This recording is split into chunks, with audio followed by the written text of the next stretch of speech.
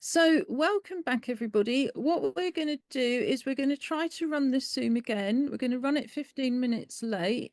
So, we're going to be starting again.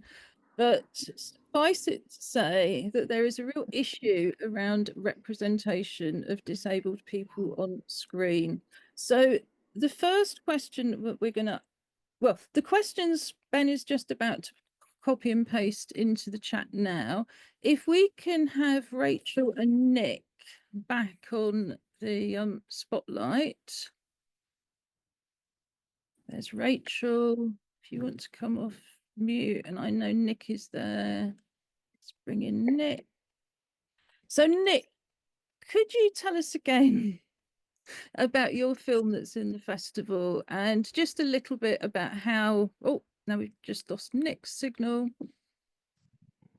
As we were saying, the weather in the UK is just appalling. Rachel, would you like to tell us about Andy and Calliope? Sure. So I wrote and produced and starred in the short film Andy and Calliope. It's a film that we made for the Disability Film Challenge. And so that means we really only had a week to write, film, and edit. But it was such a joy to write. And the theme or the genre that year that was assigned was superhero. And I had the idea to create a character, a little boy who was in foster care and dreaming of being a superhero to deal with his anxiety about being in foster care. And then I was reading that a lot of children in foster care have disabilities. So I cast a kid I know who played Tiny Tim on Broadway, named Jay Ran Srivenson. And I think I just butchered his name. I'm so sorry, Jay, if you're watching this. But he has cerebral palsy, and he's an incredible actor. And this was his first film that he ever did. So I wrote the role for him. And I really didn't write too much specifically about having cerebral palsy. I have a physical disability myself. I'm a leg amputee. But I wanted to make sure that we, you know, portrayed his disability authentically by casting authentically. And while it wasn't really mentioned in the story, it was a big part of his character. So that's my film. And I'd just like to flag up that the Young Talent Showcase, which the film appears in, is available from 12 noon Greenwich Mean Time tomorrow. I was really taken with the film. I can't believe that I hadn't actually really taken on board that you'd made it in a week. I don't know how you did it, but I thought it was just so relevant. And again, I think really crosses boundaries because so many disabled children become looked after children. And Right. yet, I think this is the 13th festival. I have never seen a film about that. Not a documentary, not a short, not an animation, not an artist film.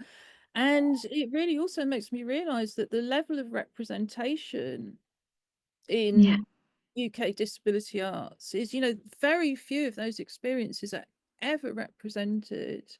I think it's Tanya Rabe who is an artist in the UK, has written a little bit in the past about her experiences, but she's not a filmmaker.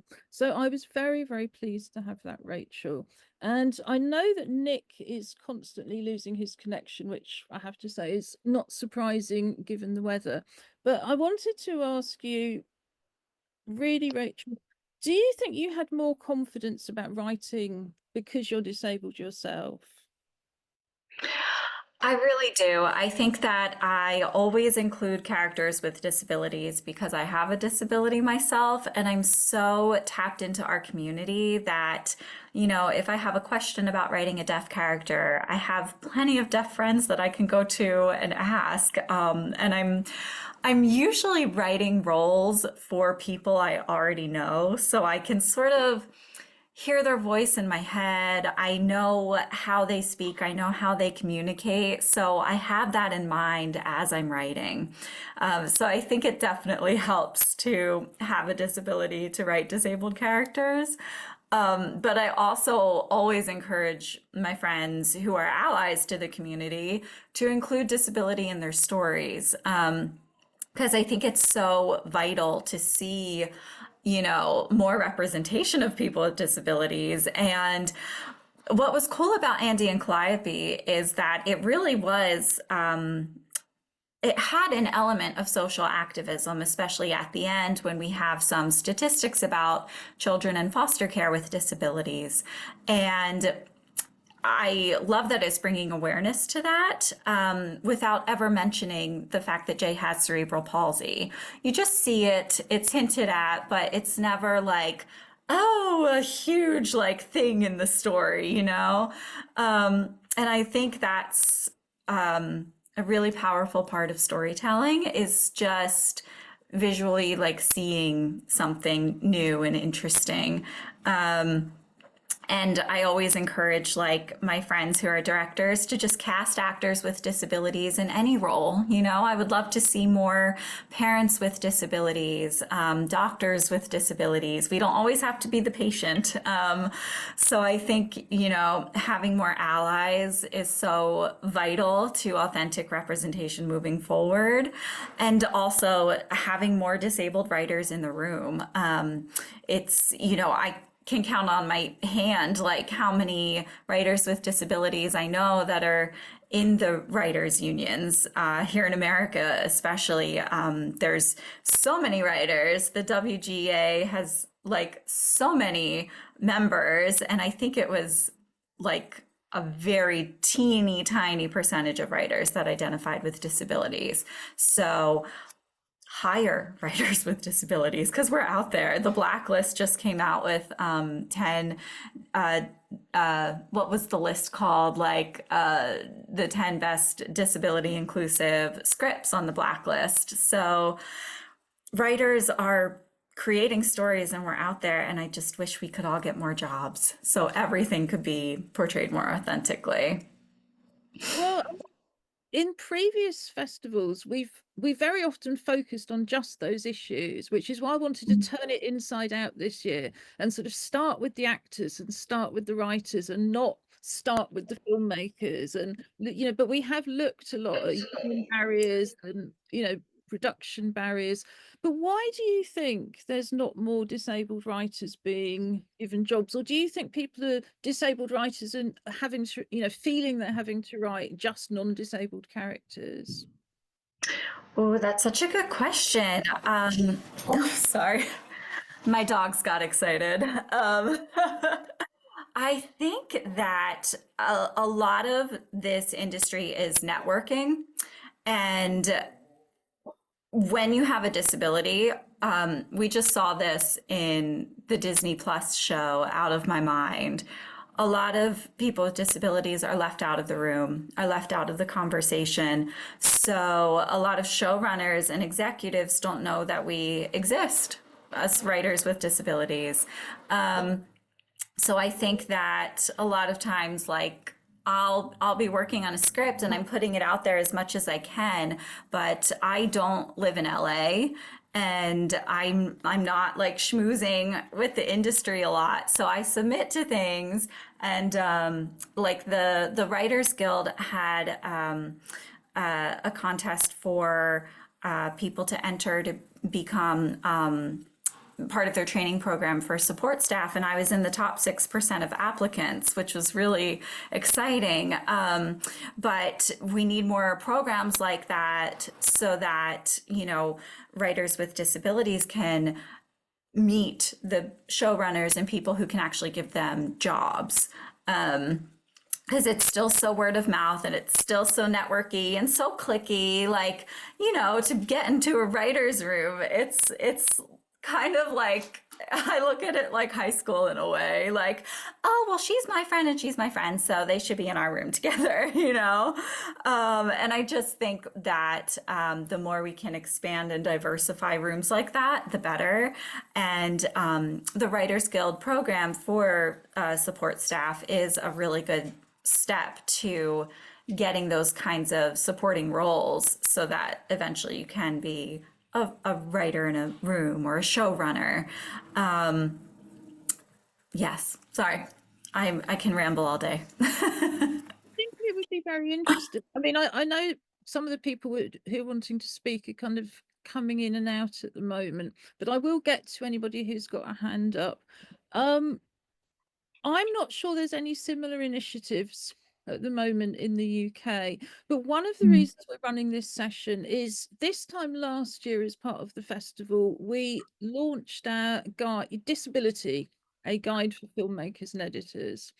And it was very much taken from going through 1700 films and, finding some quite unwelcome themes, whether it was the kind of, deluge of sad piano music or the tragic endings or the cripping up.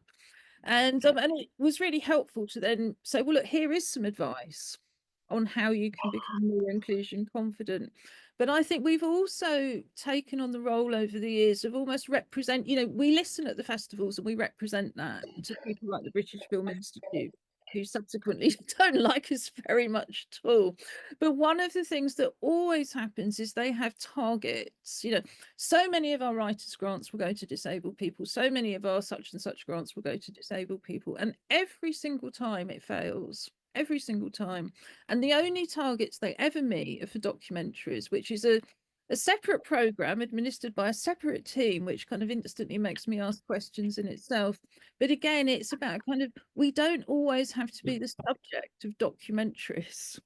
We don't have to be the people making the documentaries, and it really does, every time I see those writers' figures as zero, that really feel, because it all starts with the writers. I think the actors are core, but the actors need the writers to write for them, and the directors to direct them.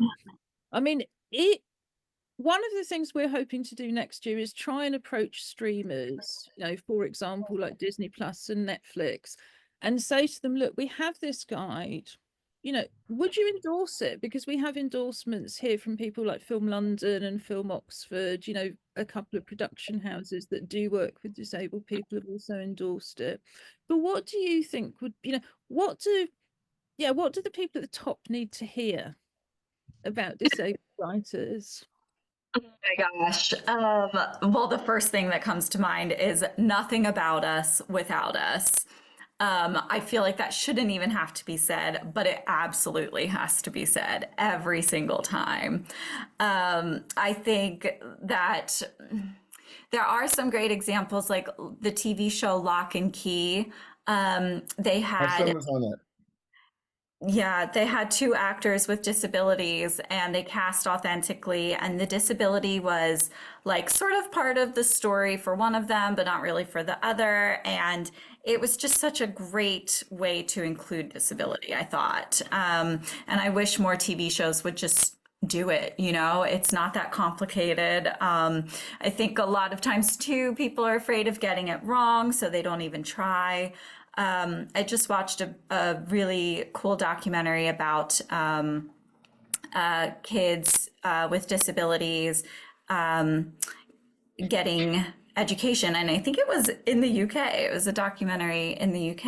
And a Paralympian, oh my gosh, I forget her name. She said something like, when society is given the chance to adapt or include, that's never the easy answer. And we always choose the easy answer. So I think let's choose the harder answer and let's adapt and let's include. It takes a little more effort, but it's so worth it in the end. And I do think that the shows and films that cast authentically, that include characters with disabilities, they're usually the ones that end up winning the awards because they're more thoughtful in everything that they do. So I just think like cast actors with disabilities in any role, regardless of whether the role is written with a disability, and hire more writers with disabilities so that when a character with a disability, is explored, it's portrayed authentically and not as some sort of stereotype, Paralympian or villain and nothing in between. Because, I think as people with disabilities, we know that our experiences are complex and varied. And when we make films, a lot of times we might get it wrong.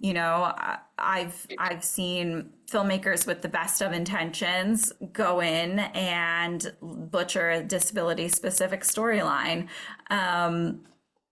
Hey, you tried, let's do better next time. So I would always encourage everyone to be as inclusive as they can. And I know that when I write, if I'm writing a character with a disability that I don't have, I'm always consulting people with that disability, and I'm sometimes giving co-writing credits, not just a consultant, but a co-writer as well. So when I did a film called Unlucky in Love, it was a musical, and my co-writer was Lachi, and she's a blind singer. And I had the whole story written, and then she gave me such nice little specific things to include about, being blind and how her character might phrase things, that we ended up giving her a co-writer credit because she was so influential in really fleshing out that character. So don't be afraid to, ask questions and really like dive into the nitty gritty of what you're writing about. Writers are researchers, so why not do a little more explorative, investigation into the characters? And I think that's a very good point that, you can all, if you're not, because sometimes we get films in with dialogue that is just completely unconvincing. And you just think, a person with learning difficulties would never have phrased the sentence in this way.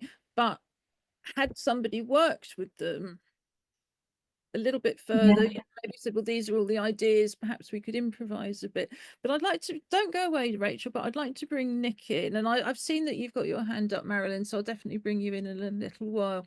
So Nick, you were telling us about your film The Imagination of Crumbs, which is about a teenager who has autism. And Mhm. what was the motivation for writing that? My own son, and I believe it was Rachel, who spoke about Lock and Key. My son played Rufus. Um, so that's my kid. Yeah. So it the yeah, he was really really good. But the inspiration for the character was when he was diagnosed at 5. He was sitting in the corner talking to himself, and I came up with I wanted to do a children's book, and I wanted to call it Kobe and His 101 Cousins. And it went from a children's book to I went to Comic-Con down in San Diego, and I saw that there was no representation of autistic um, comic book heroes. So I came up with this idea about this kid with autism who is going to be a superhero. And then it just evolved into a comic book, then a TV show, and then a movie, and then I did a sizzle reel, and then did the short. So yeah, so it's based on my son and his imagination. So that's what inspired me to write this story specifically was is based on him. So I've heard from both of you that lived experience is really critical. But obviously, we also want to be giving some tips to writers who don't have that experience, because we, as you say, we want disabled characters everywhere. We don't have him with us today. He may be with us tomorrow, but Rick Stanton, who has a film called Spectrum in tomorrow's dramas program. And Rick, in fact, did that, I believe, with a sort of semi-improvised script, because he's also working with family members. It's shot in black and white and it's set in East London. And the first thing that struck me was, this is the East London that I know. because prior to COVID, because I'm now permanently shielding, you couldn't go to a shopping centre or anywhere without there being visible disabled people everywhere. But you don't see, as soon as you have those scenes move to a film set, move to a television program, all of those characters just disappear, and nobody seems to notice that that's actually not like real life, which is full of disabled people.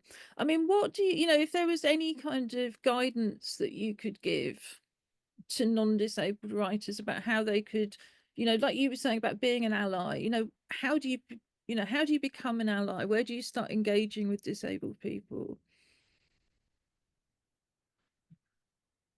I think the biggest thing is if you want to tell any kind of story is just research. And I think go out there and just immerse yourself and talk to people, and that's the biggest thing, is being able to, when you want to write something like that, or tackle that type of situation, not be afraid of it, but also embrace it, and just be as authentic as you possibly can. I think that's the biggest thing. And I think a lot of people don't want to tackle any of those situations and those types of things. But I also agree with what Rachel was saying before about stereotyping, and not just like, my biggest problem was with Rain Man was everybody thought that an autistic person was Rain Man.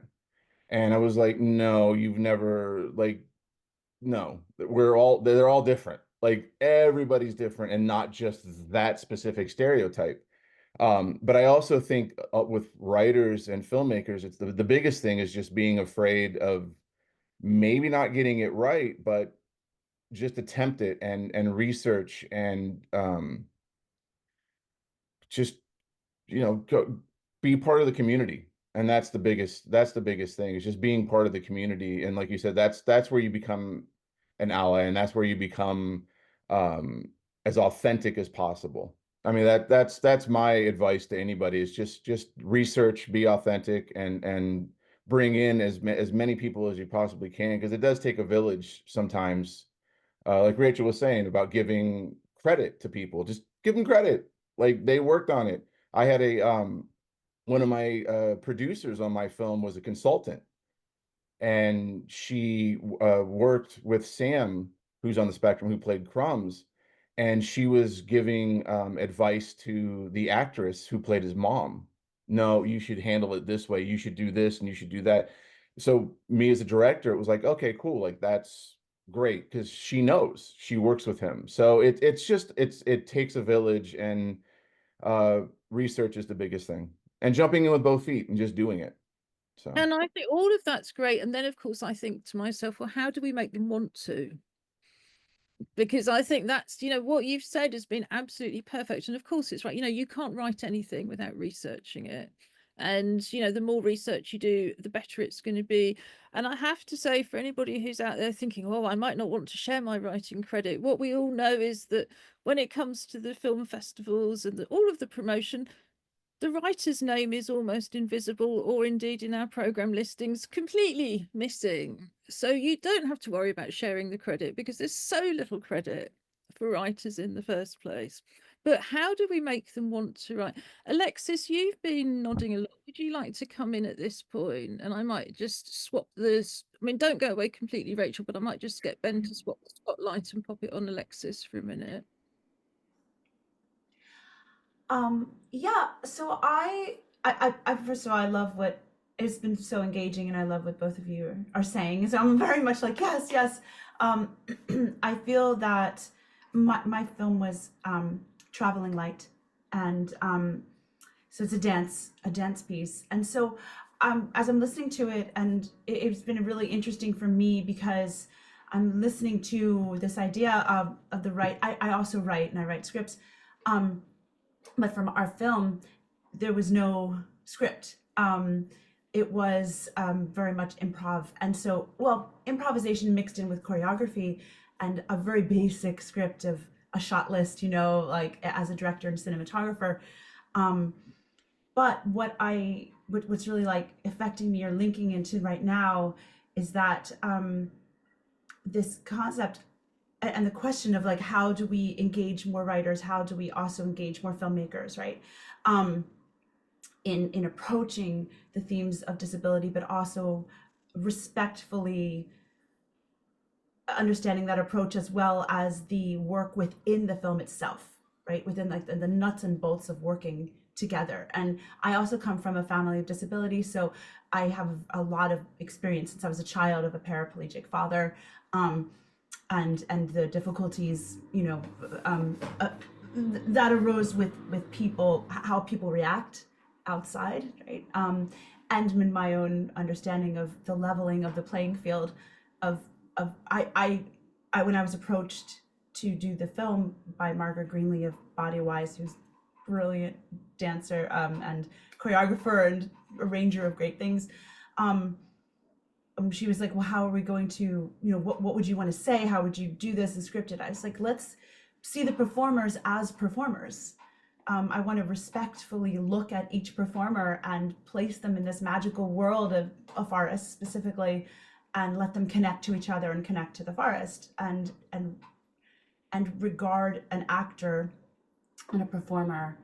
I don't know, it's an interesting way to think, but not just delineate them, like, here's a disability and this is how I'm going to present you, but I see, as a director and cinematographer, I see, did you spin 3 times?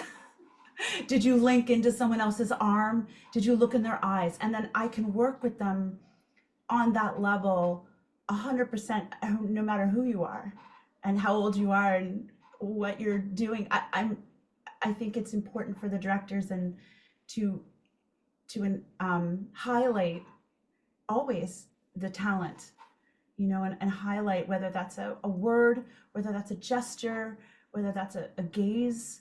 And I think that as humans, we all have that inside of us. So, sorry, there's a little bit of a circular way of talking about it, but I was just thinking about all this when you all were talking. I mean, I think it's really interesting, and I actually make movement films, and I always say a lot of the choreography is in the editing suite. So I know exactly what you mean about, you have the research and you have the shot list and you have the ideas, but there's a kind of looser process. And I think, that doesn't work for the expectations of commissioning editors.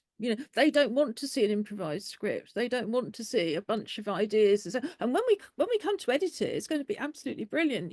No, that's absolutely, by the time they've risk assessed it and kind of done certainly in the UK, all of the things you would do in terms of the money, then, oh, no, you can't possibly work like that. Now, I can work like that if I work without a budget. But Well, I edited it myself. oh, exactly. But I think I wanted to just pick up on what you were saying about, the experience that so many of us have of either being stared at or the person we're with being stared at. And I do wonder how much of this kind of reluctance to write disabled characters is that we're taught not, everybody wants to stare at disabled people, but at the same point, they're taught not to stare at disabled people.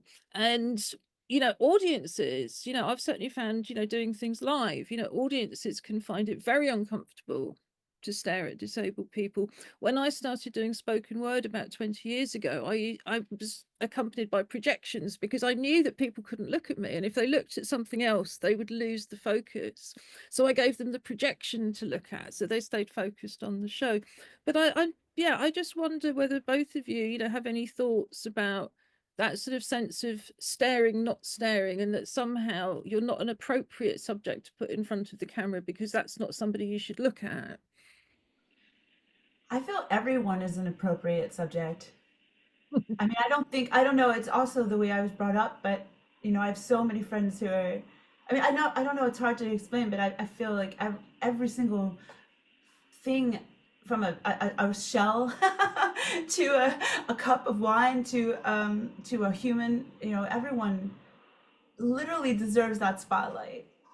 And Maybe there's such a beauty to that. I think it's like, if we're bold and we show that on screen, we show what we want to show. I don't know, I feel like we can have agency, and with that confidence, an audience is built. And I certainly have noticed that with my own work. It's like I'll look at create uncomfortable images in other works, and I do a lot of horror. So, I maybe come from a little bit of a horror background mixed in with experimental dance. I know it's odd. Um, And and I I, think you that know what how I much mean though? it's are we, how many of us are working in a kind of more commercial sphere, and then using those skills and that equipment, if you like, to make things about disability with no budget, doesn't really leave any room for the people who don't have those experiences. But I mean, I know Rick, for example, who's made Spectrum, is an industry professional, and therefore again, has used kit and that kind of knowledge and so on to make work. I'd actually like to bring in Eve Smith at the moment, and I'm just thinking if we can swap Nick's spotlight for Eve for a moment, but don't go too far, Nick, because I want to bring you back as well. It's just that it's better for us in terms of the interpreters on the screen. So welcome to Eve. Eve is actually on sick leave at the moment, so thank you for joining us. But Yeah. when Eve was a teenager, she played Jodie Whittaker's daughter in 3 episodes of a Sky TV serial, The Smoke, and I think it's still true to say that there's very few parts for disabled teenagers and fewer still that are being played by them. Eve has just graduated with a 2-1 in drama from Kingston University. So, once she's back kind of to fully fit, she'll be starting. Yeah. And I'm glad, sorry, Jay. I'm glad you brought me in because the conversation about like doing a show with like very little budget. Well, I know it's a bit different, but when I was at uni, I did a solo performance, and it was with limited set, and like it was, and I wrote the script myself. Yes, And and I should have said actually, you're also an aspiring writer, but you can talk about that a little bit, but I want to know, as an actor, what yeah, do you want from writers? What kind of parts do you want people to write for you? What kind of films do you want to star in? well, um,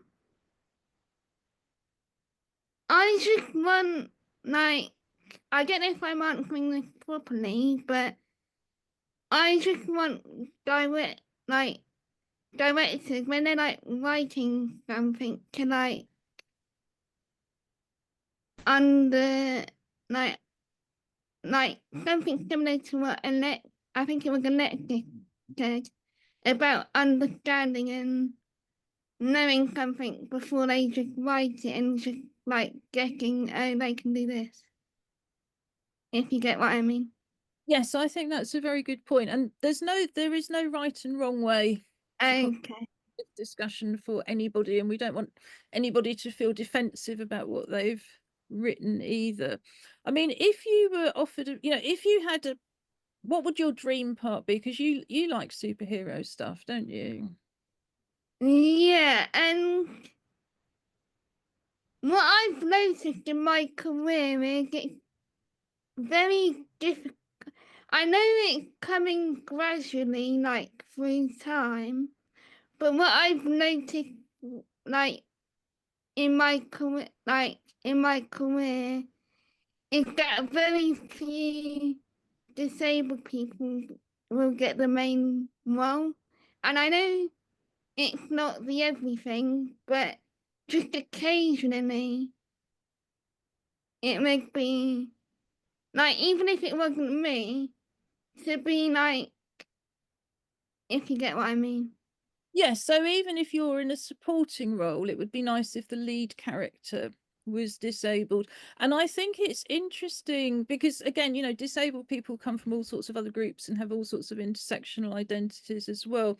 The sort of absolute, I don't know if you've heard this, but the absolute classic with actors of color is to be cast as the best friend. And I think Yeah, exactly what you're talking about with disabled people as well, that if you see the disabled character come in, they're coming in as the best friend. And indeed, we've got films in the festival where the subject is disability, but the disabled actor is not the lead character.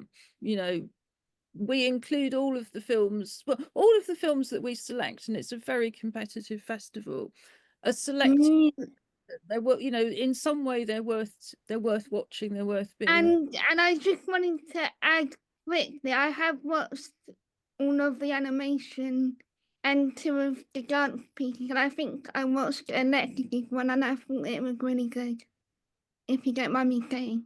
No, like I say, I mean, I think it's great to have positive feedback, and particularly from, you know, from our younger creatives. Yeah. Is there anything, you know, if somebody was going to write a film tomorrow for a disabled role, you know, would it have to be about disability, or do you think it can just be you just happen? No, I think just, like, be aware of what you're writing and whether it will, like what Rachel said earlier about asking and researching. Make sure you do that first, because it's important, I think. Yeah, absolutely. Well, stay where you are, Okay. and let me just see who else is here. I think Marilyn, I think you had your hand up. Do you want to hop on for a moment, and Yeah, I'll be really quick and then I'll turn it over to Paige, who also had her hand up. What Rachel and Nick said about have notes, so I don't forget. 4 things we need, well, 3 things. We need to get in front of the distributors. They need to want our productions, casting agents and casting directors. And whenever I get accepted to a film festival, I always say in my cover letter, thank you, and I'm happy to serve on a panel where we can bring to the panel about writing and producing and incorporating disability and inclusion in all of our scripts. Always offer workshops on this. Thank you for these panels, and I'll turn it over to Paige. Great. So we're just going to swap the spotlights over. If you just give us a minute.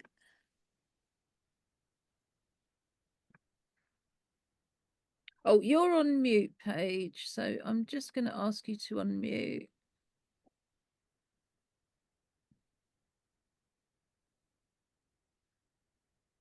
Yes, as an actor, I think it's so important to make sure to highlight what the disabled person can do and what they shine at doing, and to just give them the opportunity to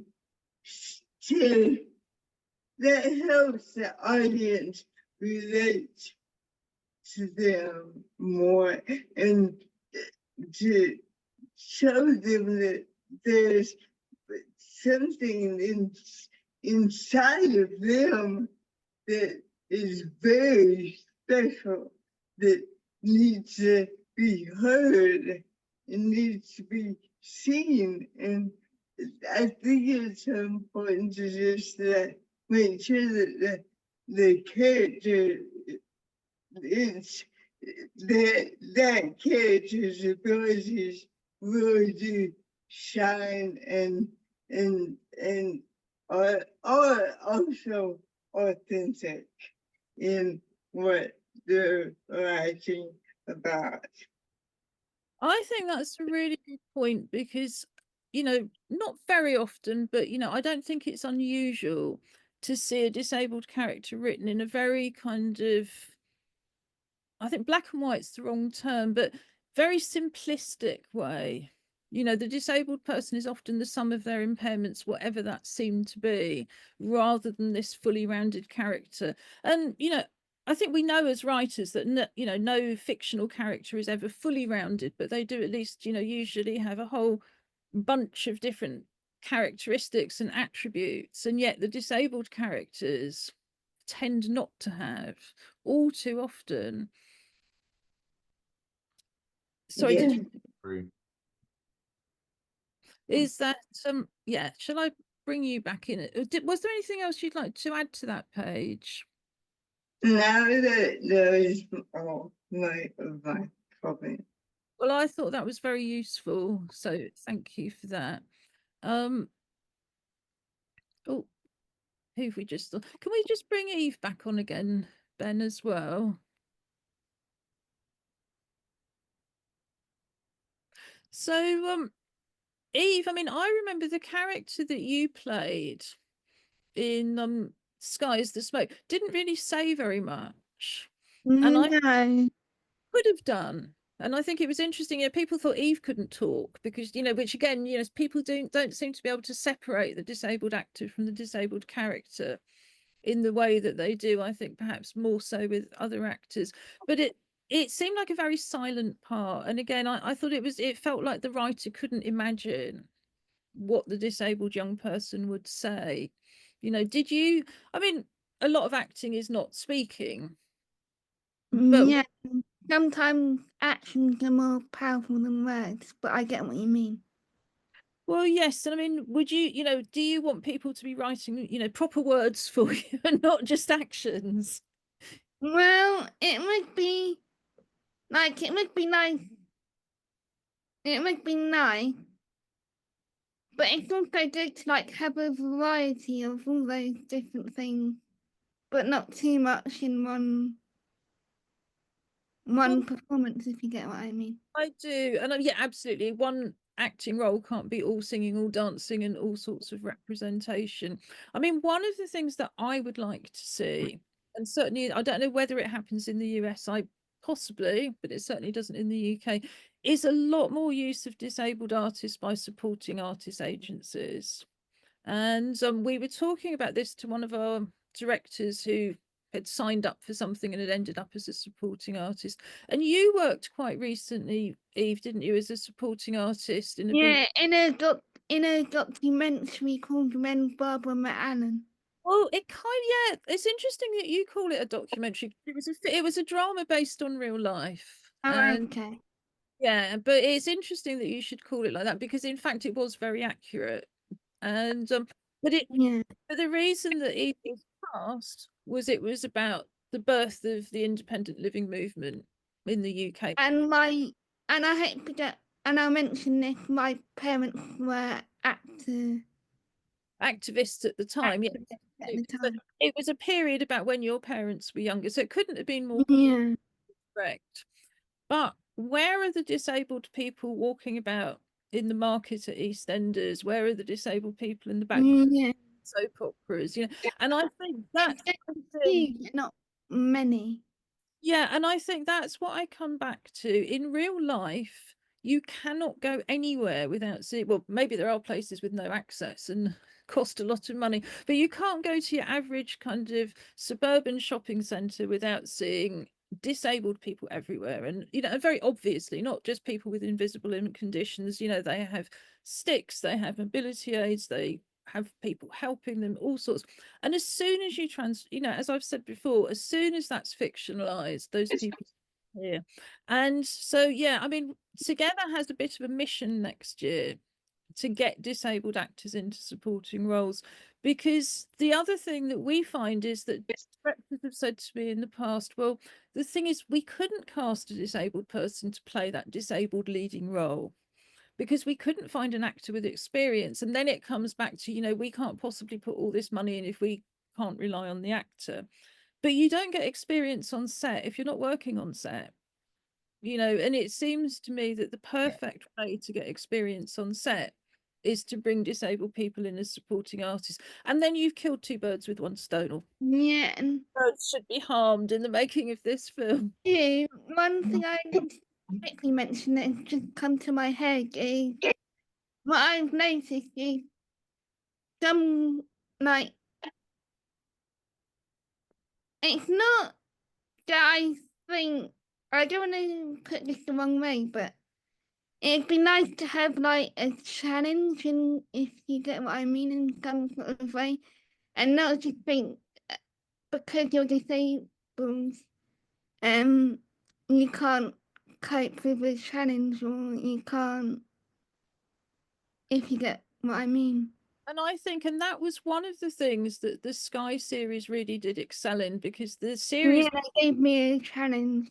yeah, I- and I you- bet you, because just to explain to other people, the series was about a firefighting team in London.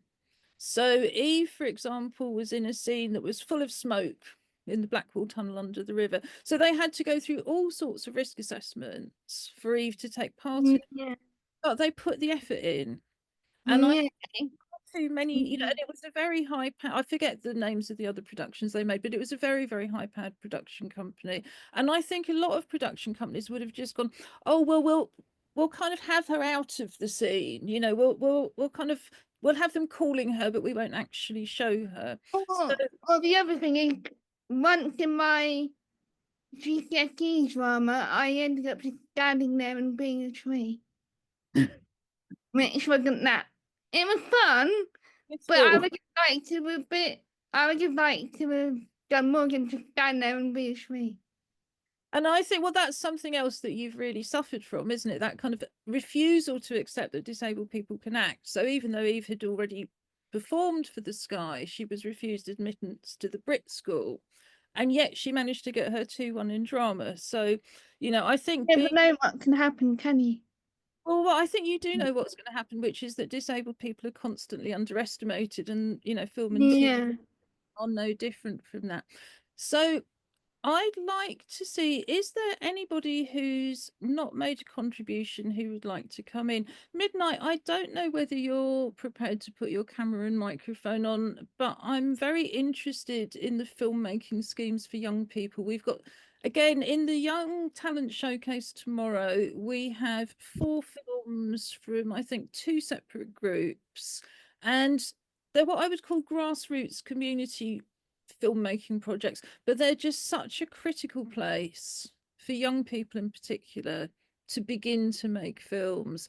And perhaps unsurprisingly, but quite sadly, what I've noticed over the last decade is there's fewer and fewer of those projects, certainly in the UK, and I suspect that it's actually not very different around the world. But I think they play an interesting part for people to write as well, because a number of these films, the young people have come together and written their own script. And I think sometimes that group writing, again, you know, I think it was Rachel was talking about writers' rooms. Would you like to join us again, Rachel? And I'll just take Alexis off for a minute, and then I think we might bring Nick back in. But if anybody else wants to join in, then please do indicate. So if we can, yeah, I'm just going to, brilliant, thank you, Ben. So yes, because Rachel, because your last, yeah, because this production is one of the young people's productions, do you have, you know, from your sort of broader work, do you have any thoughts on what Eve has said, but also just on how we can encourage young actors? Because obviously there's disabled actors of all ages looking for work, but I think one of the things that I really wanted to focus on this year was there's so many talented young disabled people out there just needing a chance. You know, how do we facilitate that for them? Yeah. Oh my gosh. Thank you for that question and this amazing discussion. Gosh, I love that young people are really stepping into their power, it seems, especially like here in America. There are so many people I know with disabilities under 18 who are really like confident and like ready to go to school for the performing arts, you know, getting higher degrees for writing, for acting, for producing, and feeling that, you know, that feeling of like, I belong here. And I'm so glad that it seems to be getting better in a sense, for, you know, people with disabilities to feel like we can get an education and then we can get jobs. There's a long way to go, but I think like Yale just started a drama they have some sort of initiative that's more welcoming to people with disabilities. And my friend Jessie Yates went to Yale for drama, and she uses a wheelchair and she has CP. And I think she was the first wheelchair user. So like we're still breaking down all those barriers, those being those firsts, but it's happening. So it's like very reassuring in a sense. And I see so many of my actor friends with disabilities getting work. I wish there was more work, but you know, it's very like heartwarming to know that the opportunities are growing. Um, Although I think a statistics just came out that like disabled characters have gone down from 2023 to 2024. So it's not all growth, but we're getting there. And I just think like I'm working on a new script right now, a feature film about a woman with a disability who decides to do a triathlon. So I've been talking to other triathlon participants about their experiences. And one of my friends who wears a prosthetic leg said, you know, when he does triathlons, he is always a spectacle. He's always going to capture attention. So why not embrace that? And he uses it as an opportunity to fundraise for the Challenged Athletes Foundation.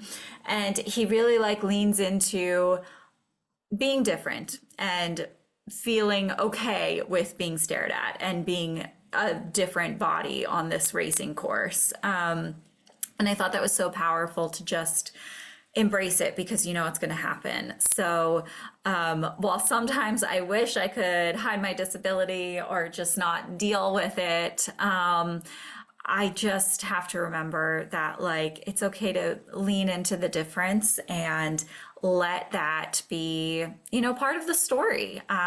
Let it be a moment that can be powerful instead of something frustrating. Like, how many times did I go to the grocery store and get asked by someone like, oh, were you in the military? Thank you for your service, you know? And then it puts me in an awkward situation because I was in a car accident. I was not in the military, but I try to use those moments as, you know, inspiration for something I'm writing. I think I have actually included a conversation like that in one of my scripts.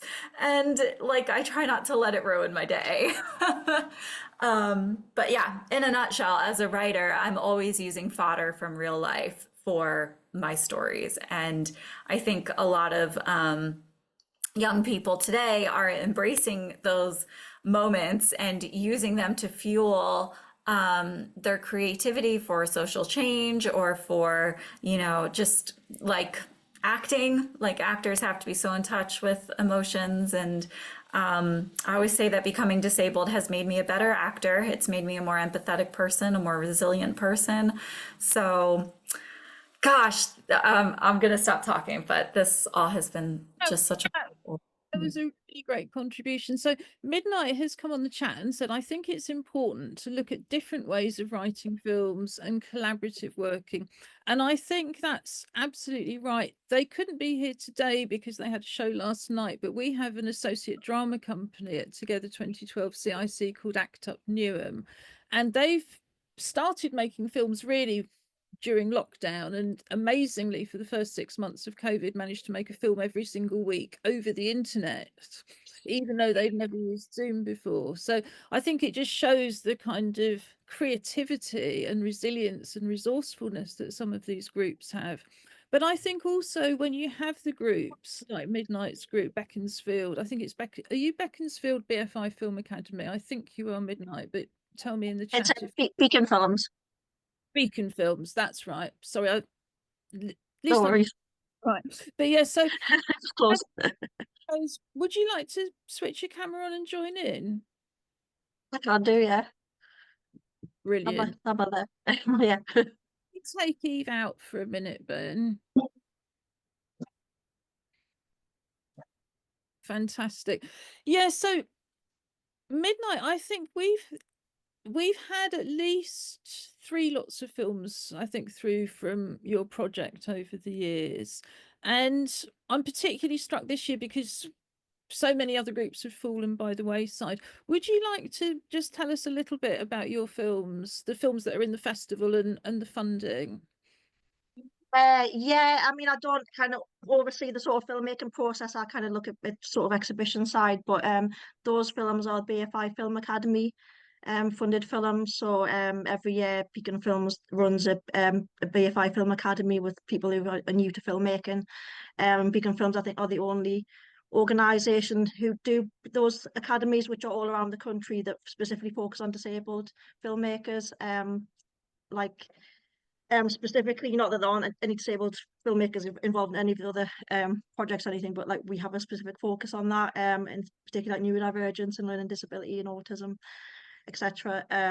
So that's funded by the BFI, and I guess I don't really know how the other sort of BFI sort of academies are structured, but like ours is just very much like comes from like our way of making films with our members, which is a collaborative process in every way. So like the so everyone gets a chance to like input into the writing process, the directing process, and the kind of switch around and things like that. So everybody, if they want to, gets to have a go at everything. And So yeah. I have to say, Beacon are unique in the UK in doing that. You know, I can't praise your projects enough, because the reality is, for everybody who manages to get through university, you know, that's not the route for huge numbers of other young disabled people or other disabled people. And these collaborative projects, whereas as Midnight says, you know, you get to try everything, you know, and you you know, because there's also projects where the disabled people are in front of the camera but there's nowhere behind. And I think the quote that we started off at the beginning, you know, the representation, the lack of representation behind the camera is even worse than the representation in front of the camera. But yeah, I mean, there's just nobody doing anything like your project is. So, and I mean, there should be so many more, you know, there's no two ways. But I do, you know, we're coming to the end of this post, you know, slightly delayed Zoom session, you know, and apologies again for the problems that we had at the beginning. But I do encourage everybody to look at the Young Talent Showcase tomorrow morning, which has got, well, I say tomorrow morning, in fact, it opens at noon GMT, and then it's available for 24 hours. I think the films, most of the films that we've discussed today are in those. We also have the dance film, well, as Eve was saying, the dance film we've talked about is in today's dance program. Marilyn's video, I think I'm right in saying, is in today's artist films and videos program, which again is available till 12 noon GMT tomorrow. So there's a great program out there. But if there's one thing that I'd like you all to do is, well, email me if you've got other points that you would like to make in response to that question, because we will be updating our guide for filmmakers and editors, and we will also be using this learning when we go forward, kind of approaching streamers and commissioning editors next year. But the other thing is, you know, as you're moving forward, if you're not already working specifically with young people, you know, do think about young disabled people. You know, could you just give them a bit of work experience? You know, could they come along and watch what you're doing? You know, could you maybe bring them in, not just on set, but maybe you could show them what the writers are doing? You know, if you are a writer, is there a workshop you could run locally at a project for young disabled people? I do hope at least some of you will be able to come back and join us tomorrow, when we'll be kind of turning it round and saying, what do disabled actors need from directors? But we'll also be looking at, well, what do directors need from disabled actors? But I'd like to thank you all so much again for your time, to apologise for the problems that we've had from the weather and the Zoom bombing, and to wish you all very happy viewing and a very good day. So thank you again, and thank you of course to Chris Burrow, our sign language interpreter, Norma, our captioner, my backstage team, Ben and Nina, and Arts Council England and National Lottery Community Fund for their financial support. But, you know, and thank you for staying on for this delayed event, and yeah, hope to see you again. Goodbye. Thank you. Bye.